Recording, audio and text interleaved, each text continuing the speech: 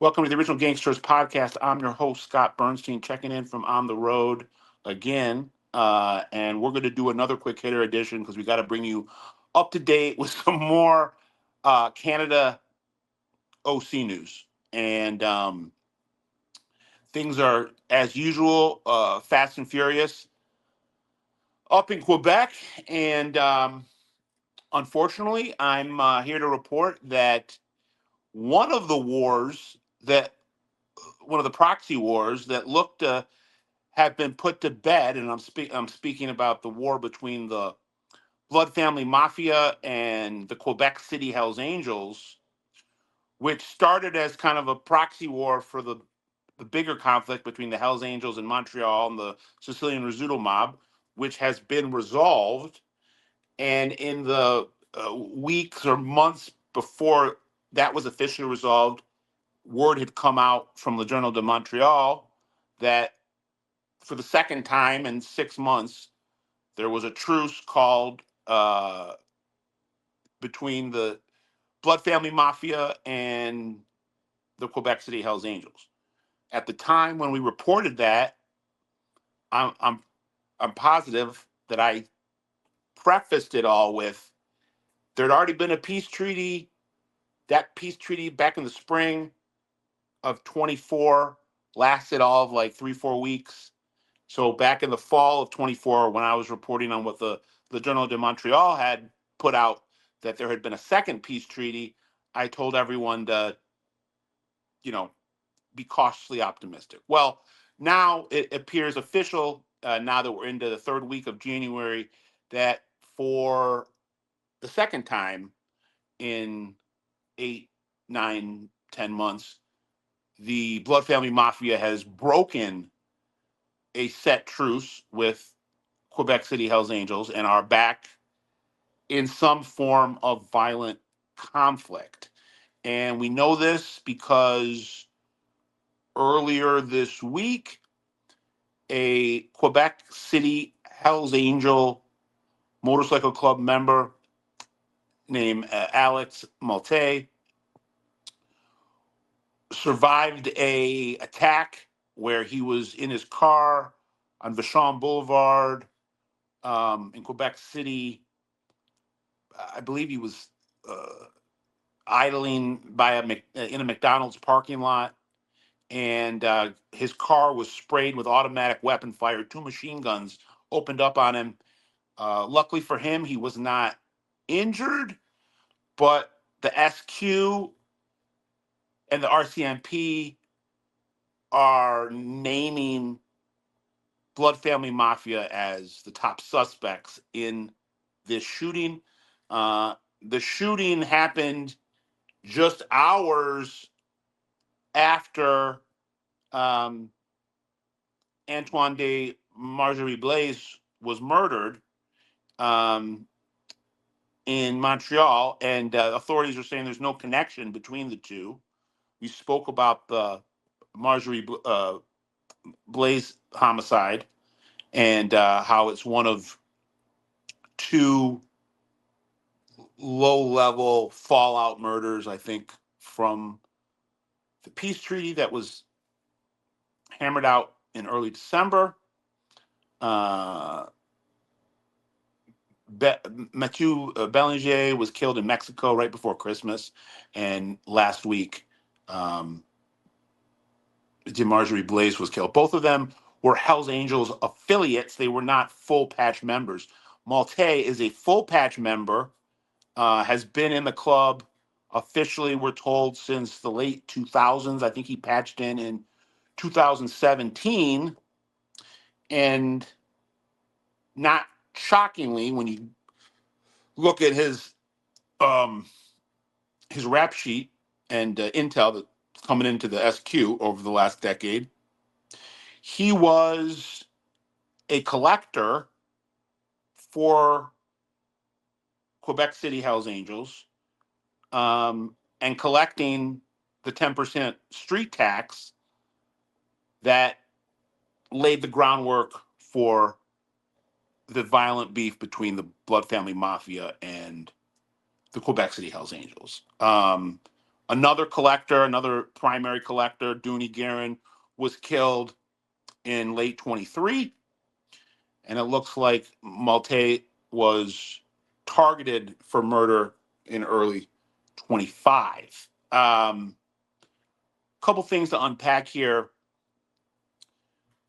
Yeah, I have pretty firm sourcing that none of this has to do or will undo the peace that was brokered in December between the Rizzuto mob and the Hells Angels. That is solid as solid can be. We reported about uh, a governing regulatory body that had been put in place for the peace treaty or the weeks before the peace treaty, and is now actively um, making sure that all edicts that are coming from the top of the Hells Angels and the Rizzuto mob, who are back together as business partners, are being carried out to the letter on the street. They're called the Union.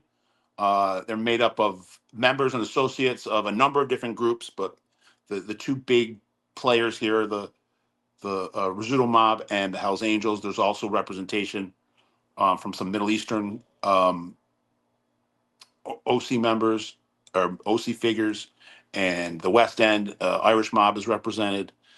So none of the Belanger murder in Mexico, the Marjorie Blaze murder in Montreal, this shooting in Quebec City, from what I'm hearing today in the last couple hours, this has no effect on the two sides in that 15-month conflict between the Rizzuto mob and the Hells Angels. That is still uh, intact, and there's no worries that some of this residual violence could undo that.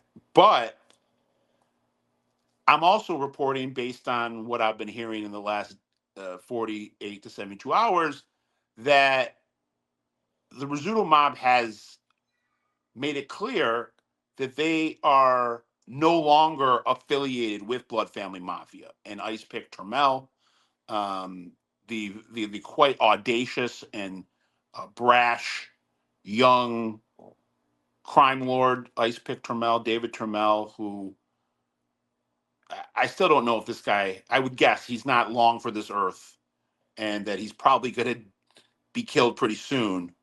But he has cemented quite a legacy for himself, live or die. Um, this guy has, I've said before, balls that are like boulders, like the Rock of Gibraltar. Two of them hanging between his legs. And he's in Europe right now on the run. Has been in Europe for a year and a half, over a year and a half. He's running from the law in Canada, who have him under indictment, and he's running from the Hells Angels. Frankly, there's combined like $750,000 on his head right now. 500 allegedly coming from the Hells Angels. 250 coming from officials in Canada. If anybody can feed them information that leads to his apprehension, they'll get $250,000. I think the big takeaway here is that the Rizzutos want nothing to do with this kind of ancillary ill will.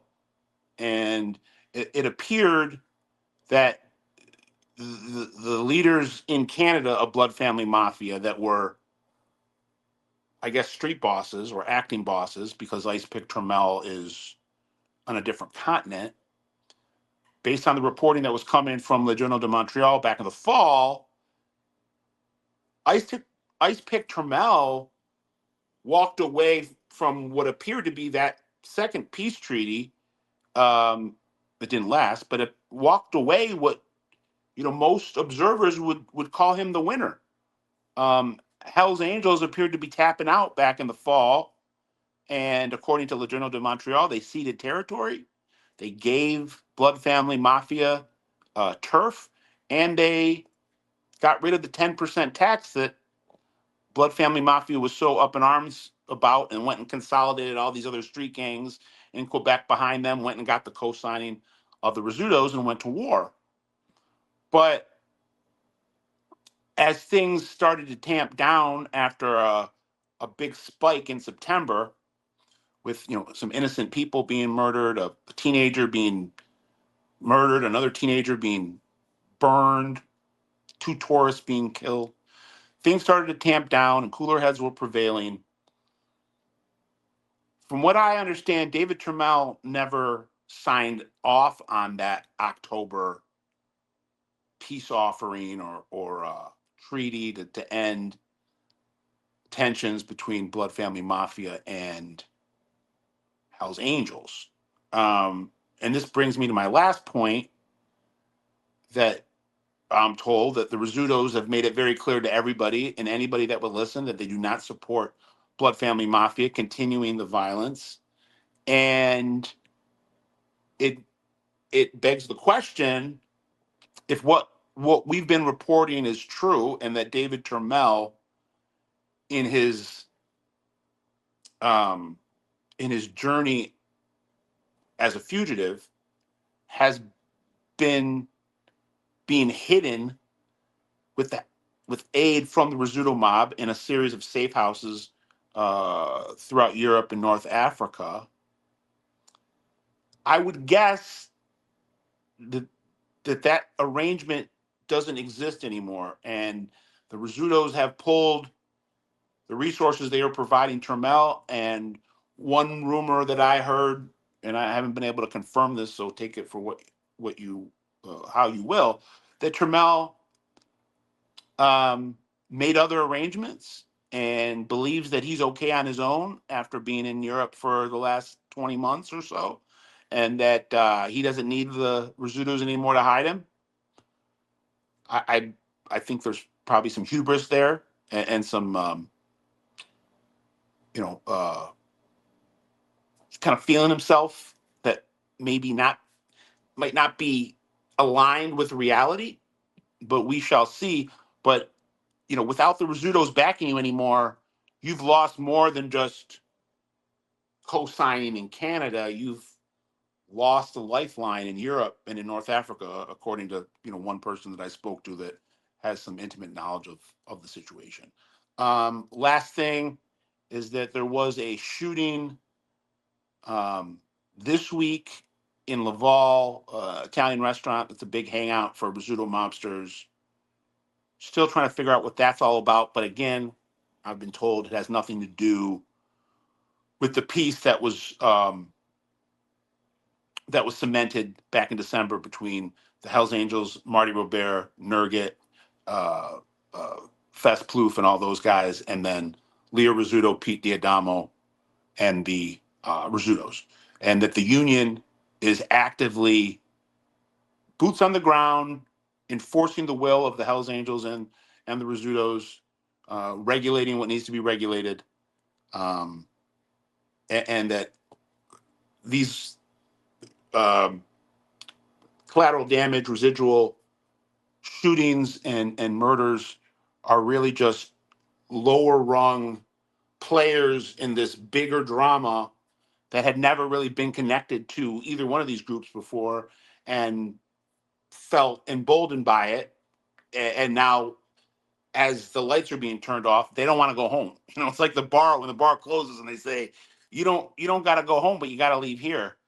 And I think and we've said it, untangling this knot of proxies could be bloody in its own right. So, wrapping up, it looks like we are not yet done with Blood Family Mafia versus the Quebec City Hells Angels, in a war that's been going on now approaching 2 years. It'll be 2 years in March. There had been two peace treaties that had been agreed to in 2024. They're both obsolete now. So, Scott Burnstein, OG Pod, please like, share, subscribe. We're here every day, 24/7, giving you the breaking organized crime, underworld news that you crave. We're here uncovering the underworld, one city, one region, one country at a time. I'm Scott Burnstein. I'm out.